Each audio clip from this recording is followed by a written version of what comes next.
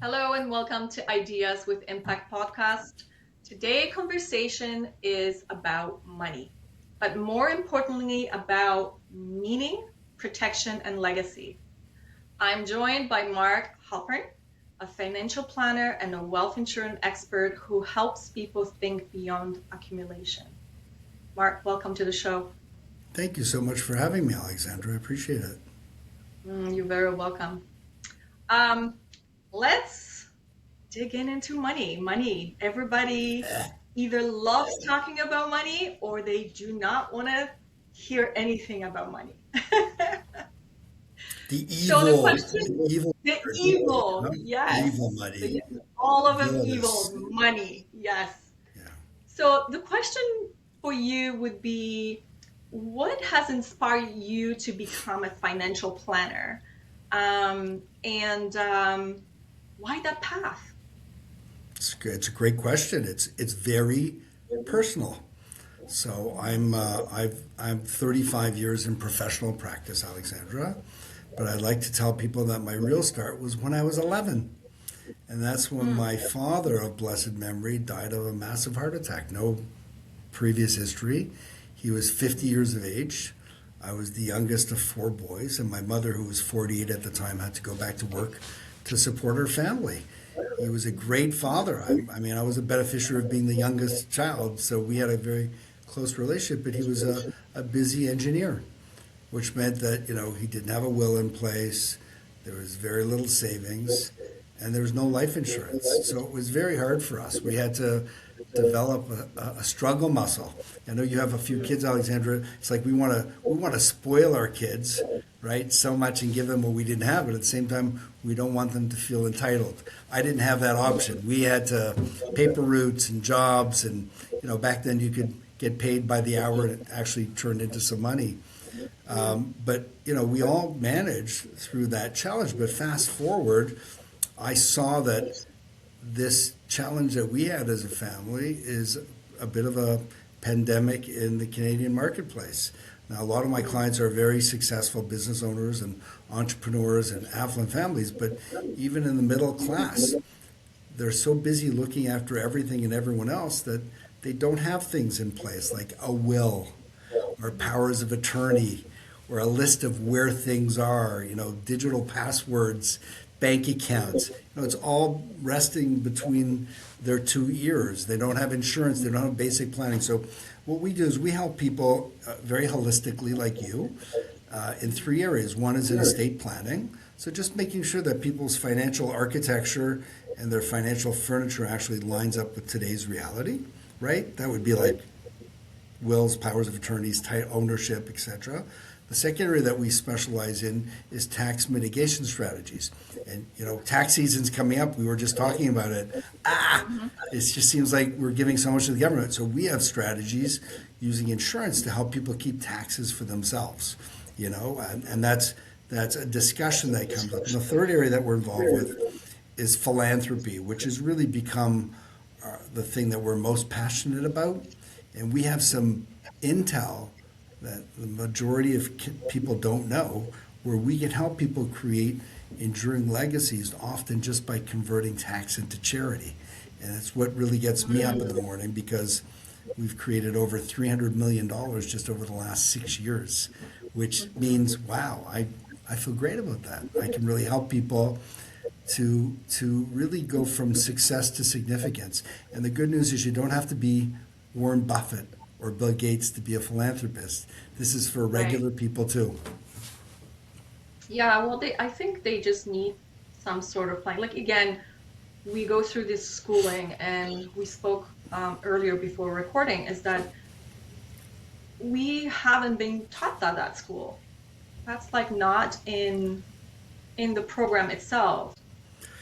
I personally feel it's a terrible negligence on the part of government. It's a negligence on the part of the school system, that there should be a course in, hey, how to buy a house, what's a Hmm. mortgage, how do you How can save you for save it? money? Right. How do you save for it? How do you Creating save a for budget. education? How can creating a budget, knowing about debt, that there's good debt and bad debt. The problem is for when I went to university, I wasn't much of a student. I kind of majored in pleasure. I had a lot of fun and I spent lots of money, but they give you access to a credit card and like, wow, it's like you've won the lottery. What about overspending and interest rates of 22%? And what if you miss a payment? And how does it impact your Equifax? So I'm with you, Aleksandra. It's very, very sad. And I think it's getting a little worse. And I think what people are looking for is they're looking for an address. It could be online or with a real person to help them look at the big picture, find out, what it is that you want to accomplish, what you want to achieve. Sort of take all that information, like your cash flow and your expenses, your mortgage, and whatever you have left over, and sort of create a way to have a financial plan that allows you to save more than spend. And I have a whole philosophy around that, which I'd be happy to share with you too. Oh, I would absolutely love to hear it. And for the audience, I think as well, as we spoke earlier, the majority of people are in the middle class, living paycheck to paycheck. So if someone would come and see you and need that help, what would you tell them? Because there's a lot of people that I come across too through my business. And when we speak about certain things, people are like, well, I don't need life insurance. I don't need this. Why would I pay someone to do this and this for my, you know what I mean? So what would be your intake on that? So very simple. And again, this is a template that you can tell anybody about. And it's a financial plan in like 5 minutes. First thing is you have to know is this. There are two types of people. There are those people who save first and spend what's left over. Or there are those people who spend first and save what's left over. Did I confuse that? Did I say the same thing? The first people are the people who spend and save what's left over. Okay? And then there are those people who save and spend what's left over. So you notice the difference. That first group spends, and normally there's more month than money because they haven't saved for themselves. The other group, on the other hand, has saved first and then spends, and they're generally the ones that have money for all of these things like buying a house and educating kids, etc. That first group, unfortunately, represents 96% of the population. The second group represents 4%. So, I'm not going to ask you, Aleksandra, I don't want to put you on the spot, but I know you're married, you get kids. Hopefully you're in that first category, right? So in order to get into that second category of saving first, you don't have to be a CPA or an investment person. You have to know there are just a few things that you must be talking about. Number one is, how much money do you have in the bank in case of emergencies or opportunities? Most people they're just living paycheck to paycheck. So that's connected to your income. It's suggested that you should have at least access to 3 to 6 months worth of cash. It could be real money or it could be credit. But in case you have an emergency, you don't want to be thinking about money. You want to be focusing on dealing with that problem. So that's number one, making sure you have money in the bank. Number two is really debt. There's good debt and bad debt, but a lot of people have bad debt. They get a credit card when they're a kid and they rack it up and they're paying interest rates of 22%. That's terrible. So you really have to make sure that you control your debt levels and you're not spending more than what you're making, because that's just a recipe for disaster. A disaster, right. Yeah. The third area is investments, and that's really where most of your activity is going to go in. It's going to include things like stocks and bonds and RRSPs and TFSAs and first home spending accounts, and that's a third bucket where you'll do some active investing. And then the fourth bucket is really kind of like estate planning. That's where it's about having a will and powers of attorney and making sure that you've got insurance. And now all of these things are very important, Aleksandra, but the economists and people say that we have lots of time to deal with our retirement, but we don't always have time to deal with the emergencies that could come up. That's kind of really talking about what happens if you die? What happens if you get sick? What happens, if you need to take care of an aging parent and suddenly they're on your payroll? So The way that we get around this is if I asked you to let's say put aside, $5,000 a month to pay yourself first, you'd say, Mark, I don't have the money. But if I said if you could put away $500 a month, could you do that? Most people would. So then the idea would be, let's take that money and allocate it every month. You're paying yourself to those different buckets, making sure that we have money for emergencies, making sure that we don't have debt, making sure that we put money away for these investment type programs, and use money to make sure that we have insurance in place in case of the what ifs. And the safest approach is if you can put it into investments where you don't necessarily have access to that money all the time, because there'll always be something that's telling you, new car, buy a boat, that trip to Vegas. So it should really be put into something where when the lid opens, you put stuff in and then you close it right away. So there's no cookie cutter here. Each situation's unique, but it's a very simple, financial planning 101 structure to look at. It's not that difficult. You really just need someone to help you navigate through it. I think we live in such a fast-paced, especially the Western world, the bigger, the better. And I think we're living in this mentality of, well, yeah, I can get that credit. I can get that stuff. And like you said, I can go get that boat. But then what happens if all these financial things are not adding up and you cannot pay those bills that are racking up constantly, right? It's scary. It's scary. And that's why COVID, just want to say, Aleksandra, COVID, you see, you knocked me off my feet. COVID actually was something that I think that was a real wake-up call for a lot of us. It made people much more aware of their mortality and their morbidity, right? And it also made them much more aware of their incompletions, that there are things that they haven't done. So, and this stuff, believe it or not, you being a holistic, practitioner, it rents space in our brain. It's in our subconscious that we know that we have these incompletions, and it zaps us of energy.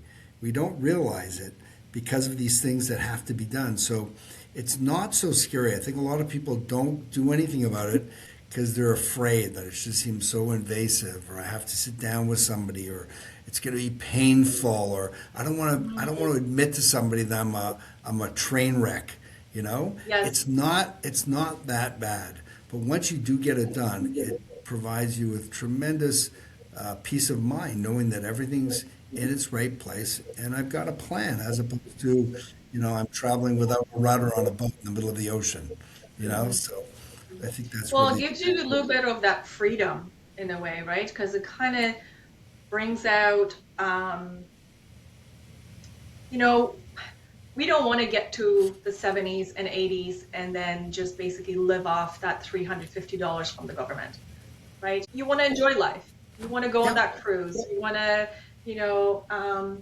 give a nice Christmas gift to your grandkids, right? I think it's so important what you said. So if we're talking about financial planning and all that stuff, what would you suggest for younger generation who are living in the moment? Because they are. Yeah. They don't have savings. Yeah. We were talking about this earlier. The sad part is that, the average 14 to 18-year-old is spending somewhere between 7 to 10 hours a day on social media.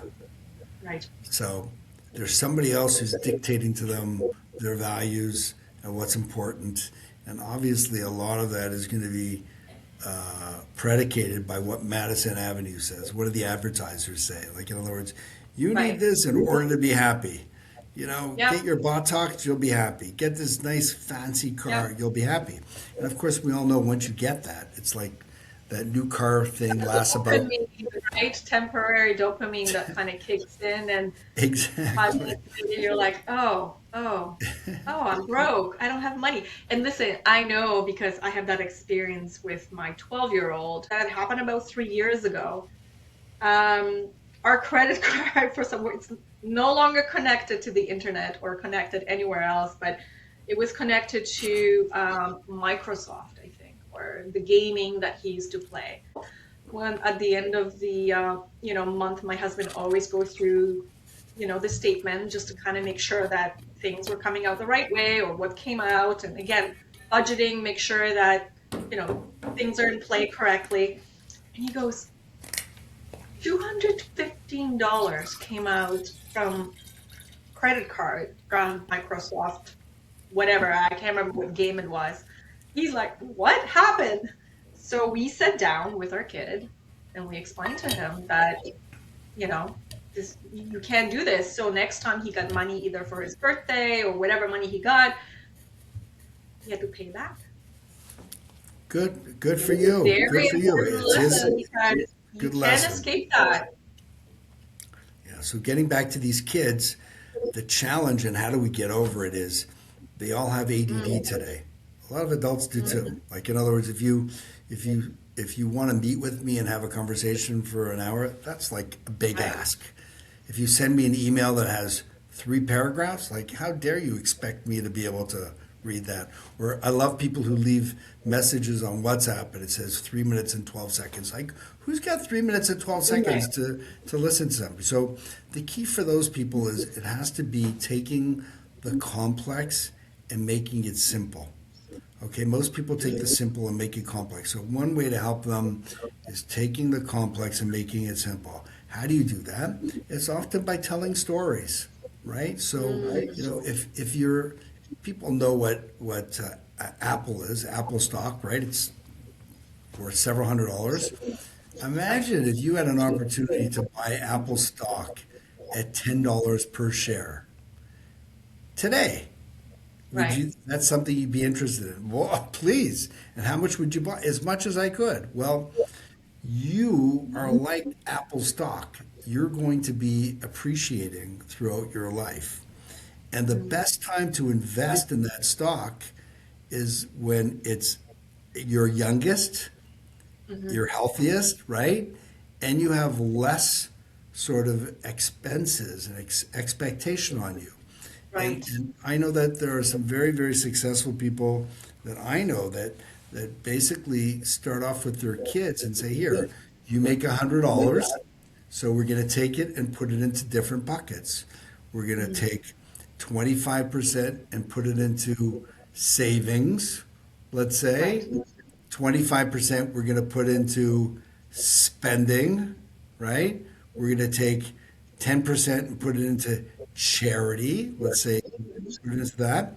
And then we'll give you some sort of a slush fund, whatever it is.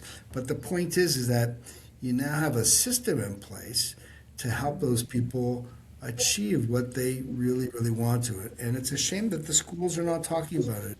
And the parents, who probably have some bad habits as well, are not very good at communicating it to their kids. So if you have kids and you can create something where they have X dollars coming in and you can put it into 3 different or 4 different jars for them, you'd be doing them a huge favor. Yeah. Yeah. Well, just having that understanding and um, let them sit on it and see it for their own. That, like my middle son, for example, he's very, like, he saves all the time. Not my other two, a little bit different, but it's amazing to see. I'm like, you can go and you can buy whatever you want, or you can do something with your money. He does have investments. He's got his savings and he's got the checkings account and all that stuff. Um, and he's like, I don't want to. I don't want to spend my money. I want to keep my money. It's like I want my money to grow. I Where did he want to get? maybe. Where did he get that from? Who I who don't in your know. family is like that? You or your husband? I don't know. I a little bit of my husband, maybe.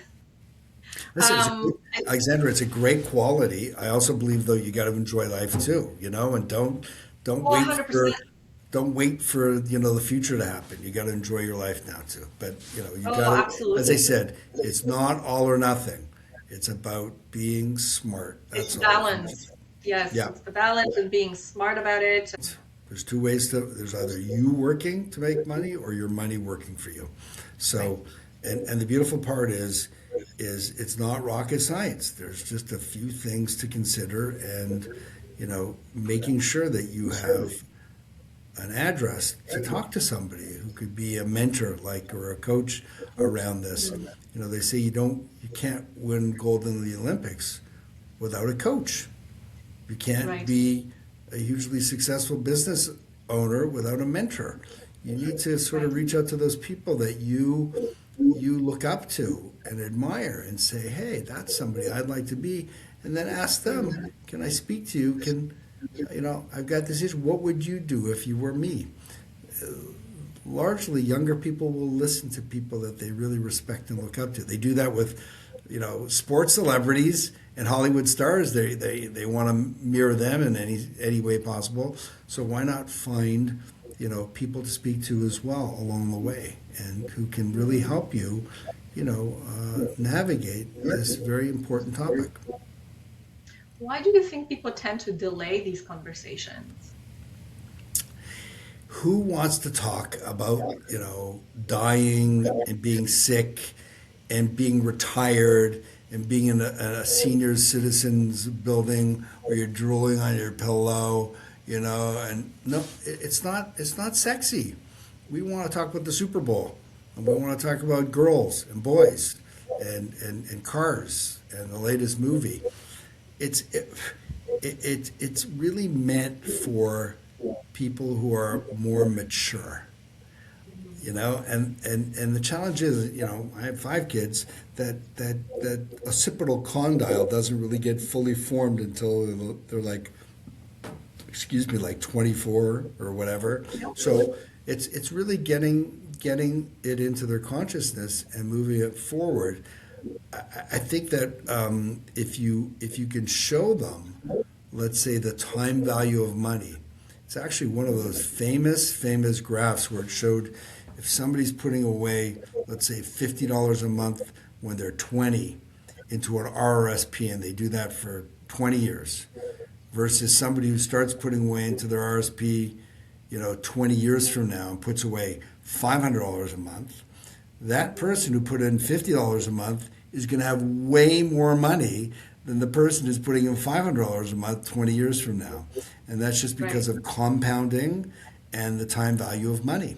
So if they can see, oh, this small amount can accumulate to this huge amount based on, let's say, a 6% return, why Right. wouldn't I do it? And now it might be, Alexandra, that the parents have to try to do it for them, or the grandparents. It's like, let them actually participate. They might have additional money and start something off for the kids. Maybe do it matching with the kids, and you're partnering with them, but at least get it going. I always find that we live in a world, unfortunately, where people are waiting for the ability before taking on the responsibility. Would you agree? Like, they're sort of watching the parade go, when I can, when I'm educated, so they're waiting, and they wait forever. But you I'm want to be missing the boat. successful in this world, you take on the responsibility first, and then you get the ability. So open Right. that account. Even as a Yeah. parent, open up an RESP, a registered education saving plans for your kid. We had them for all 5 of our children. My only regret is I didn't put more money away, but it still was magic that when it was time for them to go to university, all of a sudden I had money. I was like, oh, Yep. thank you. Somebody must Yeah. have woke me up to that. Yeah, we were the same. We're like, oh, we should have put more, but we're here today and it's okay. It's just, Yeah, how can we 100%. educate our kids? How can we actually make them understand more the value of the money and what they can do and how far it can go, instead of, again, living at again, and there's nothing against it, but, if you want your children to succeed, is you have to educate them and you have to give them those lessons. Yeah. So that way they are not being at those jobs that are paying you $15 an hour, right? So those kids, one of the ways we said, if the schools had a class on financial planning 101, or the government implemented programs to encourage that, or why not have an investment club? You've got 3 kids, your neighbor's got 5 kids, this one's got 2 kids. Why don't you organize a money club and have them get together and have someone speak to them and actually have them invest in stocks and try to be competitive with each other. and you get a taste, you get a feel for this stuff, and suddenly instead of it being something foreign and that you're scared of, it's more like, wow, this is great, and now you sort of lean into it more because you're more familiar with it. But again, the job is, do the action first, take on the responsibility first, and the ability comes second. That's, it's that fear. Everybody has that fear. It's just like, how do you basically change your mindset? People need to work on that, not being afraid to talk to someone. Because again, I think, like we said earlier, is having that fear of, oh, someone's going to find out that I've been living That's in it. a lie, right? Yes, And it's yes, like yes. you gotta open that box. You gotta take things out. Really go inwards, look in within yourself, what's really causing these issues, and just don't be afraid. Go for it. Yeah, I think 100%. saving is huge, absolutely huge. Yeah. Yeah, yeah, I totally agree with you. How do you help clients shift from accumulation to preservation? So let's go through that. We have people go through their working years, and by the way, I want you to know that your biggest asset, the biggest asset everybody has, is not their RSP or their TFSA or their bank account. Their biggest asset is their ability to earn money. You are a money making machine. You're kind of Right. like the golden goose, and you happen to lay eggs. These eggs, those are the eggs that provide you with your livelihood. So one of the Right. mistakes that people do is they don't realize how much that golden goose is going to produce between now and age 65. It's going to be millions and millions of dollars. So one of the things they should really be looking at is if you had a goose like that, you would protect that goose and you'd insure that goose against any possible damages. That's called disability insurance. People should be looking at how do I insure my ability to earn money so that if ever, God forbid, I have to take some time off because I've had some sort of an injury or an accident or a sickness, my Right. goose is still producing those eggs. So, Yeah. so the preservation is really, making sure that if God forbid something happened to you along the way, you have children, you have a house, you have a mortgage, make sure that people have some basic life insurance, just saying in place. It could be term life insurance, it could be permanent life insurance if they've got additional monies to put aside. They should have some disability insurance that protects their income or critical illness insurance in case they get one of these 24 illnesses. They get a lump sum check. That would buy them lots of time to worry about getting better as opposed to worrying about money. They should have a will in place, maybe two wills. They should have two powers of attorney. This is basic planning stuff. But as you get older and you accumulate assets, your mind shifts from accumulation to, as you said, preservation. So we have to do this channel switch where it's now about not about how much I'm going to make, but how do I protect what I have? Number one. Right. Number two is, Yeah. and, No one thinks about that. and number two is, how do I get the most amount of guaranteed income from what I have? Right. Right? That's basically your investments. You need stuff that's, you're gonna stop working. You need to create an income stream. You know, Yeah. and the third thing that's really not talked about enough is tax efficiency. How could I be as tax efficient as possible and keep more for myself and less for the government? So notice Yes. the paradigm. It went from accumulation to preservation, maximizing your income, and tax efficiency. Different sort of mindset. So the way Right. with that, Alexandra, is you really need a financial plan. What that looks like Right. is you take all your information, all your assets, non-registered and registered, how much money you're making every month, kind of what's your burn rate, what do you need minimally every month to get by, debt servicing, with all the assumptions in terms of, the interest rate or the returns you're going to make at inflation. And basically, you want to make sure that you get a big fat check mark that by the time you hit 65, you're never going to run out of money, right? Right. And also now you see what's the tax bill at that moment if God forbid mom and dad are not around.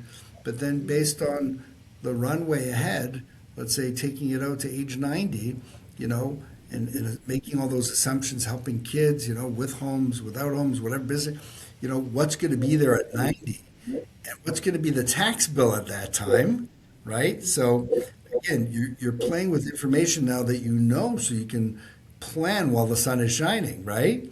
But one of the things that a lot of people will notice is that they're never going to spend all their money. That means, and there's potential that you could actually have more money at 90 than what you do right now, which really means that you're kind of like the custodian or trustee for the next generation. But what you're not aware of is that you're partnering with Ottawa, with the CRA on that money. So by doing this plan, you can sort of see how much never spend money there is. And now you can go ahead and allocate that to help preserve your entire family wealth Right. or include charity, do both. Again, there's no cookie cutter, but people really need a financial plan, and Yeah. it's such a shame that Yeah. you know maybe they go online to do something or they get some sort of generic template from a bank, but it's kind of like the roadmap. Who would get in their car today? You know, Right. going on a long trip without your GPS, your Waze. It's like I remember you're driving to nowhere because you don't know where you're going. Right. you get, and guess what? You'll get to nowhere really fast because nowhere is everywhere, right? So you need to have that GPS to have a plan. You need to have a north on the compass saying, this is ultimately, I want to be 65. I want to have $100,000 a year after tax to spend based on today's values, that it should be that 100,000 value in the future, you know, and it's almost like reverse technology. If you know what you Yeah. want, now you can figure out, oh, do I have enough? Have I accumulated enough? And it might come out that you go, wow, I've done very well. I don't need to be investing in something that earns 10, 15, 20%. I've got enough. I can be conservative and just get 5% because it's gonna hit the numbers. So I encourage people. There are paraplanners, meaning people who do this for a fee-based business, so they don't sell anything. Why not have a guy who's gonna or a girl who's gonna help navigate just that part of it? Or you can go to a financial planner, somebody who sells, let's say, insurance or investments. They generally will do it as well, right? It all depends. But the one thing you shouldn't do is ignore it.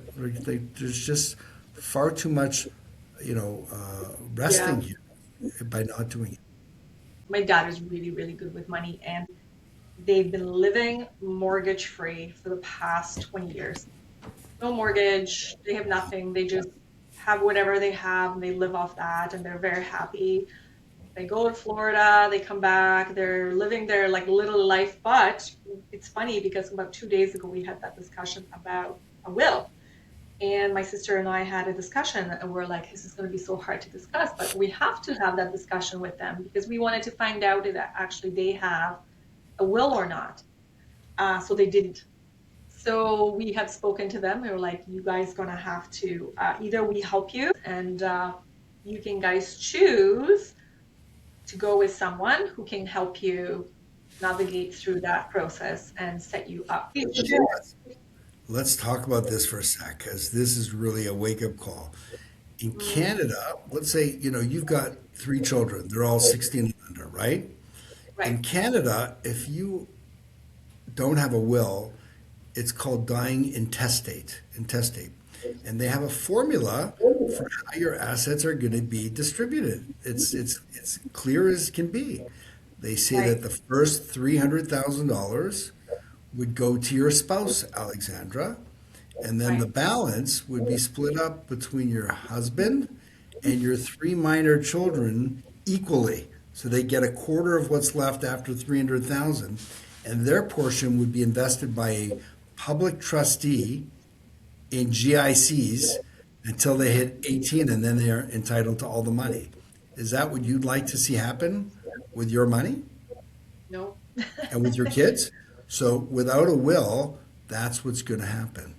And it also doesn't mention anything in there without the will of being able to minimize tax with tax strategies or give to Right. charity or bequest. So yeah, it's really important that younger families have a will, and obviously the big thing for them is making sure they have a guardian, and that's always like the part that they can never decide on. No, I don't want your brother. Yeah, but your sister-in-law, she lives in Texas. They can't sort of get around to it. So arm wrestle it out, but you've got to get it done. You can always change it, right? But it's really important It to get that is. ink on It paper. is because if not, it creates a lot of chaos.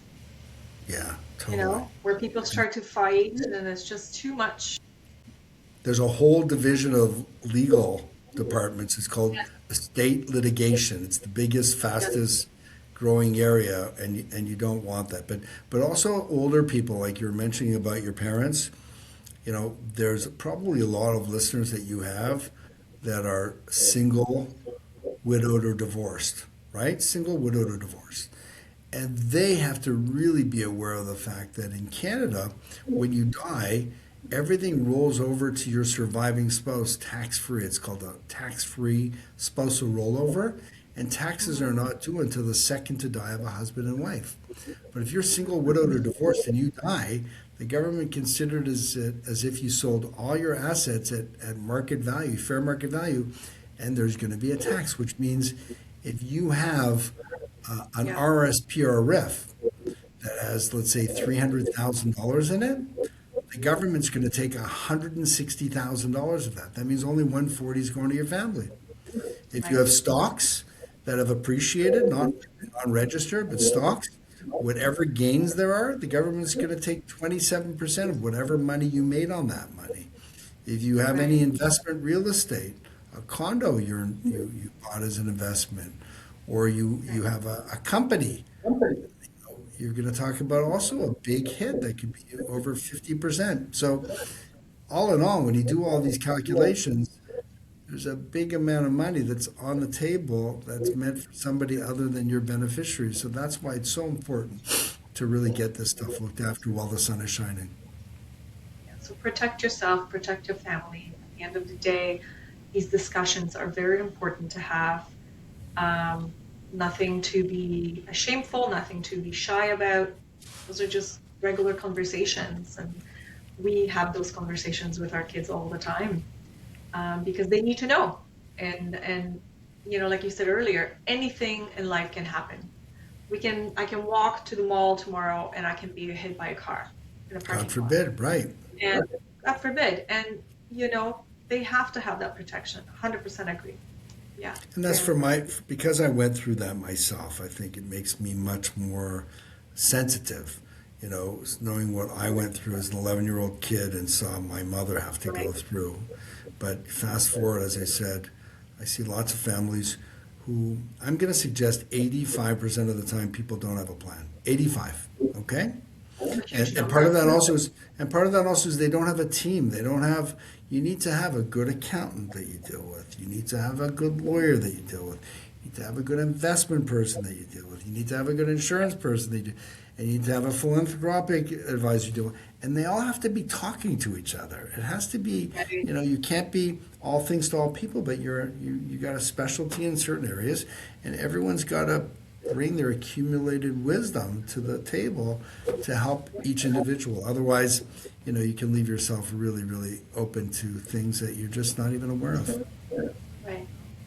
Mm, it's very good I can tell, advice. Alexandra, you love this conversation. I feel like we talked about how nobody else likes it. It just seems like, oh, I got to do this. But Oh my gosh, but you know like what? Mark, it really makes you think. Like like you said, my husband is more of the planner, like he's got all the stuff already, and I'm like, here's my money, you do whatever you want, you figure the shit out, kind of thing.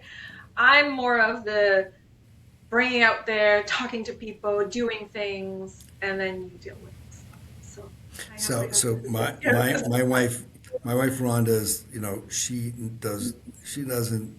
I'm the bank. I'm the one who takes care of Yeah, everything, right? And yeah, I'm very nervous. God forbid I went bye bye.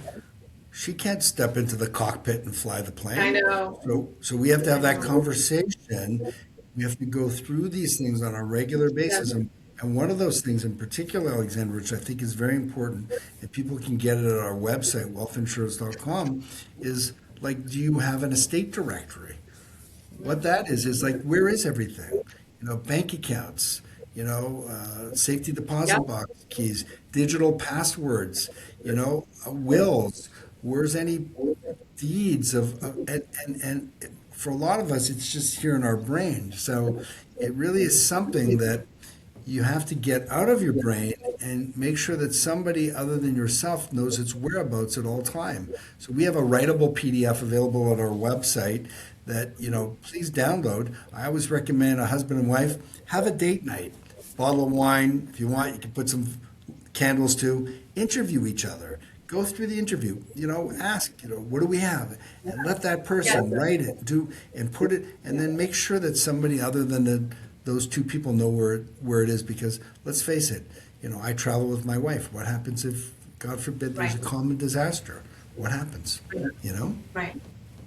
Well, it's also having these check-ins as well, right? Not just to be completely oblivious of what's going on, let someone else take care of your stuff. Because like you said, if something happens, well, what are you going to do? You're stuck. You got Right. to start from scratch. You got to do all this stuff. So it's like being informed is very, very important. Yeah, I agree. I couldn't agree with you more. Couldn't agree with you more. You mentioned something earlier about free money. Let's talk about that. How, actually, what is free money? So the government actually has a lot of rules and laws and products to encourage Canadians to save or to give money to charity or to invest in, because they know that they can't support Canadians when they retire or when they buy Right. a house or when they're educating their kids.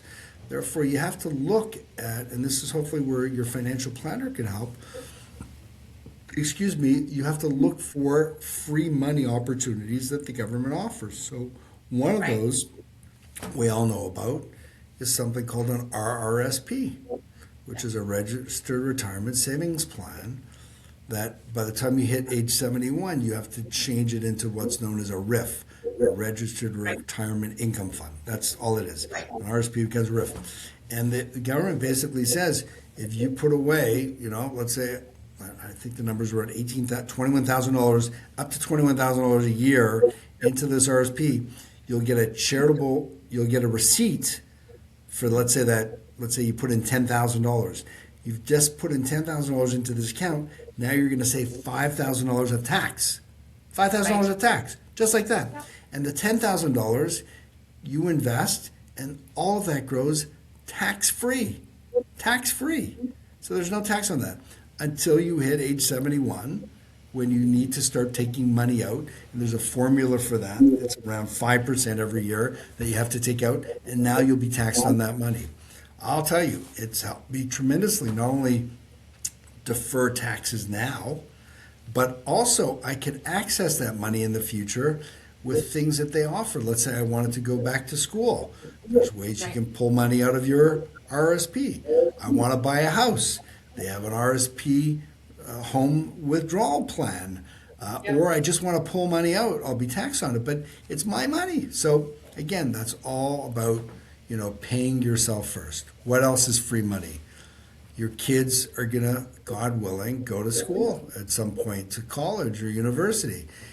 When I was growing up, it was like I went to York University. It was like $1,500 a year, and I could get OSAP or one of those free things based on Yeah. on income, but it's really expensive. So they have something called an RESP, Registered Education Savings Plan, where they basically say that you can put away several $1,000s a year. At least start off, put away $2,500, and they'll match and give you 20% free money on that.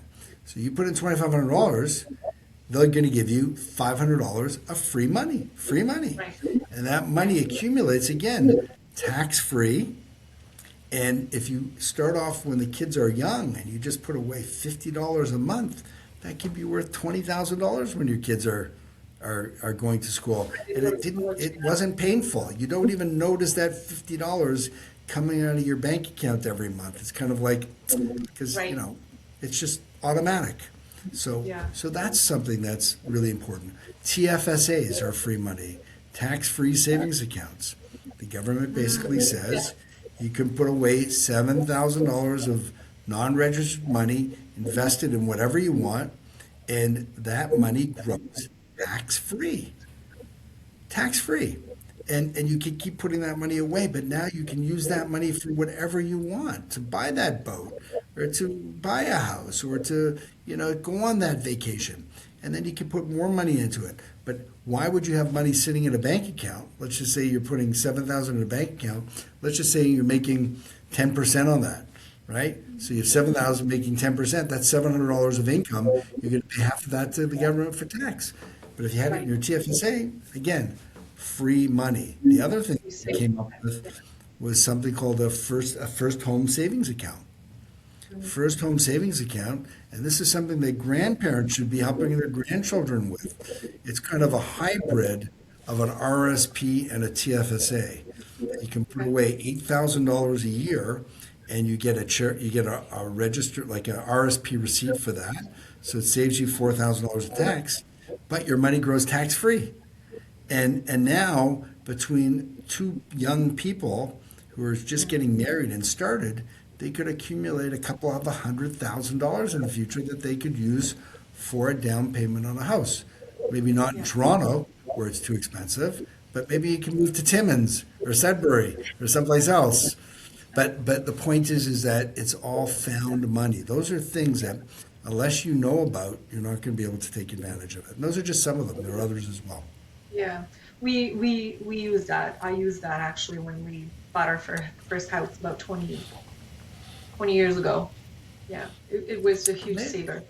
Yeah, Yeah. it worked. It worked. Hey, you're the proof is in the pudding. It works. Yeah. But again, it comes back to having the maturity and the humility and the desire to sit down with somebody and Yes.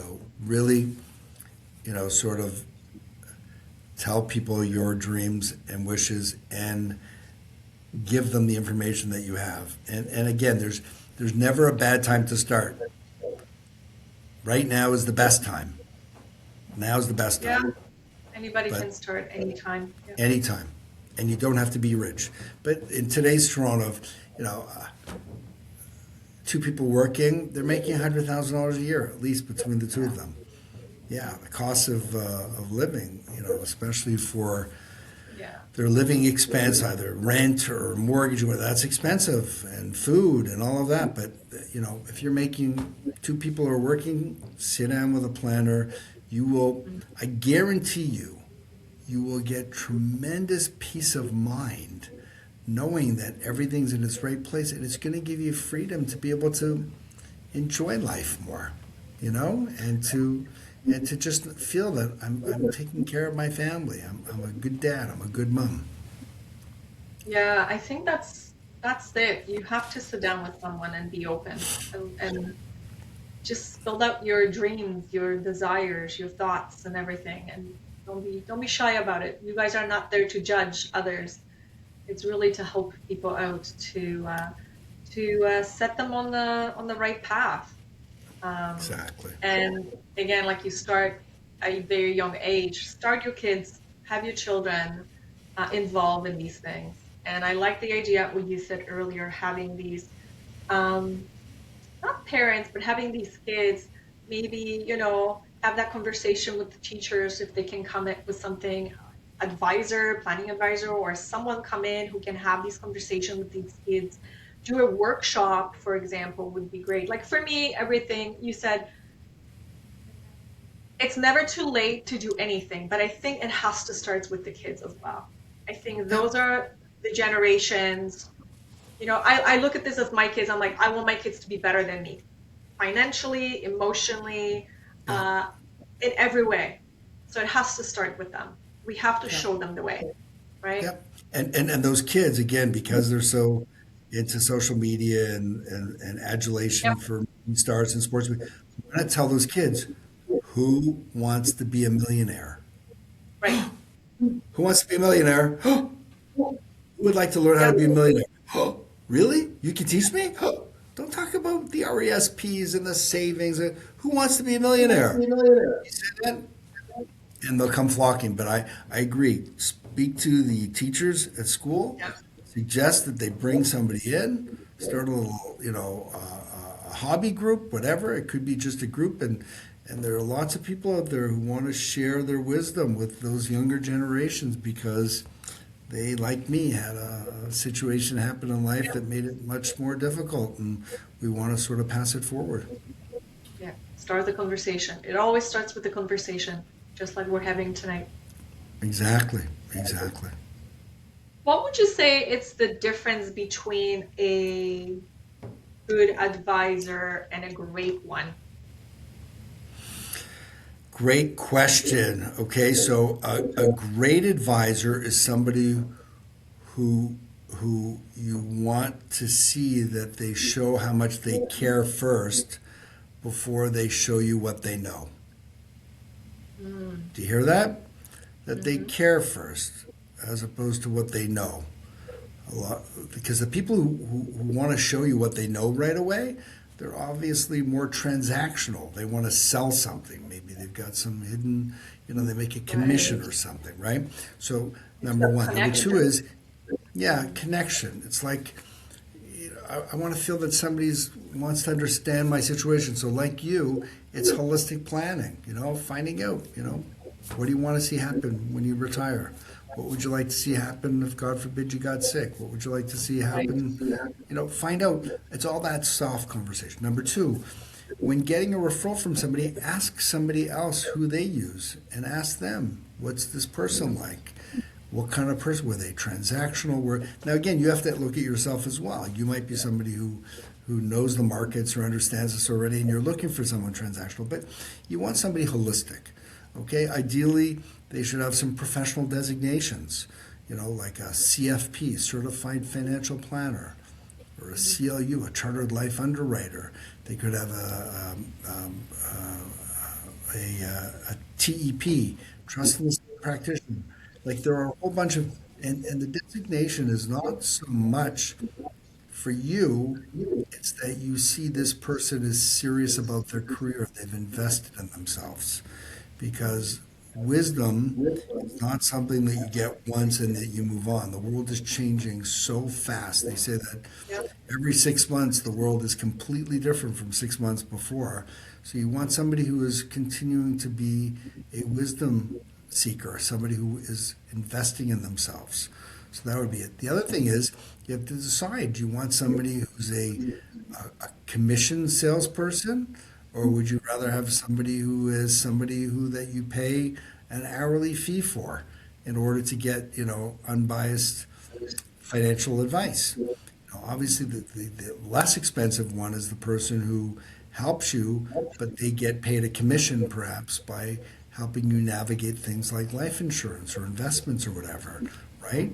That would be a less, but some people are, no, I want transparency, I'll pay the hourly fee. You come in and you're like the expert, you're not the generalist, you're the expert who's going to come in and help me with my stuff.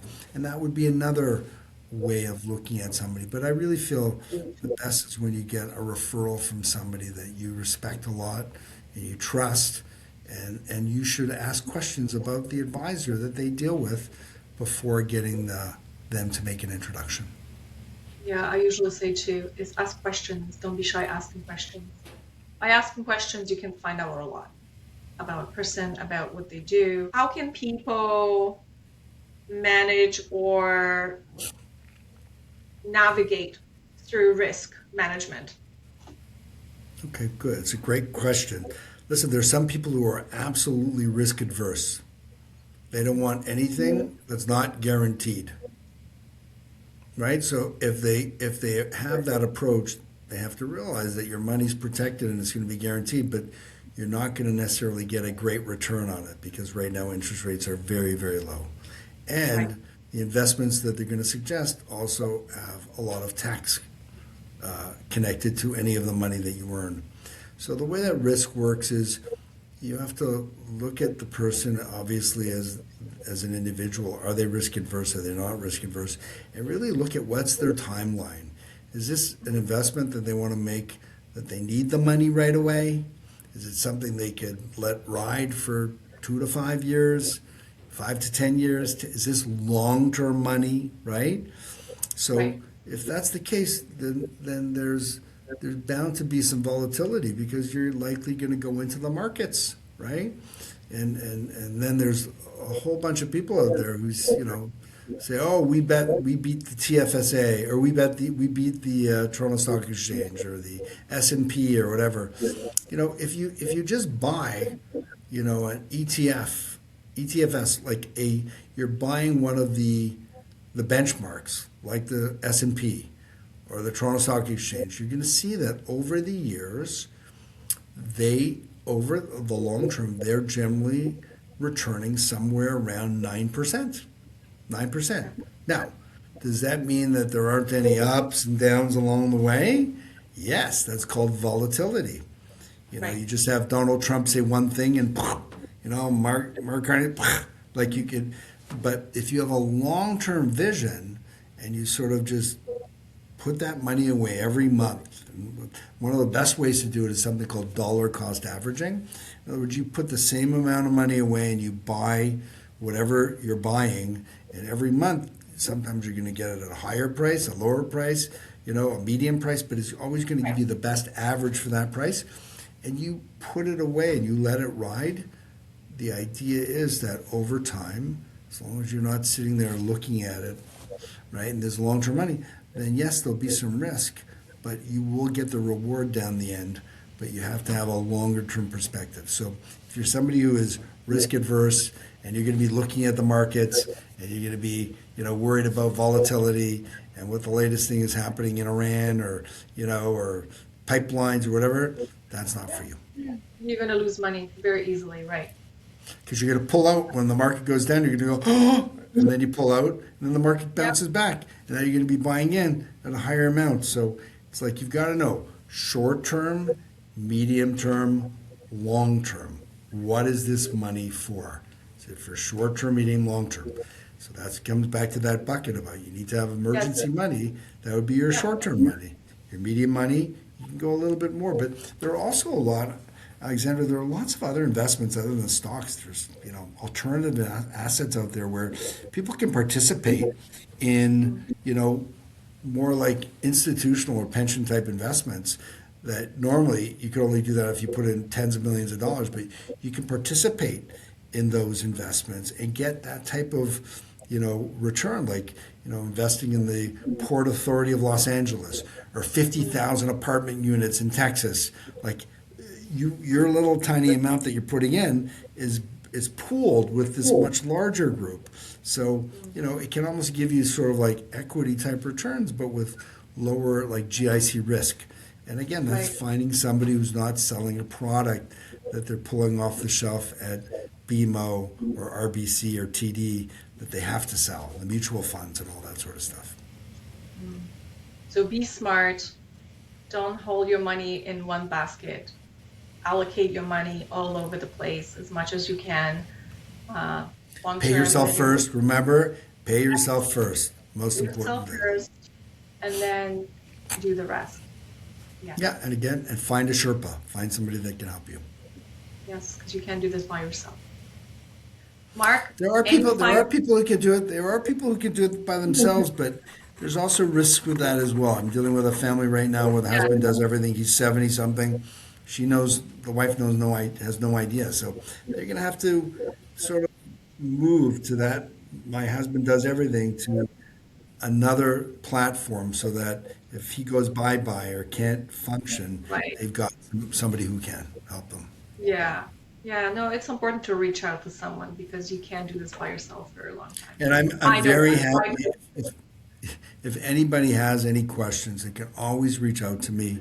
I'm available. They can go to my website, wealthinsurance.com. They can send me an email, mark@wealthinsurance.com. And I'm happy to introduce them to somebody that could help them. Or we have great people in-house that we help our clients with, depending on what your needs are. And we work with advisors across the country. So we're not territorial. We like to just be able to help people and make sure we find the right address for them. Yes, I'm definitely going to have all the information at the end of the show notes. And Mark, if you'd like to share your final thoughts with us, I would really love to hear that.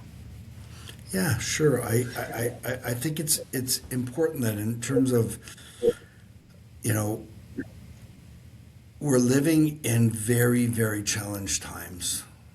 We really are. There's so much noise out there and so much confusion, and there's a feeling of anxiety, you know, and people are carrying around a lot of baggage that I think is weighing very heavily on them. And one of those areas is financial. You know, people who are financially literate, people who have financial stability, are people who generally are much happier. They're much healthier. They live longer lives because they're not dealing with that anxiety and that pressure and that pain. And it's only going to get worse, unfortunately. So the time to deal with this is when you're young and dumb. In other words, you start, and by the way, you can be old and dumb too. There's no it's just start. Make the call, have the meeting. You will see that when you put things into action, you manifest great things. I'm a big Yes. believer in all of that. And you manifest. There's a great book that I read many years ago by Napoleon Hill. It's a very classic book called Think and Grow Rich.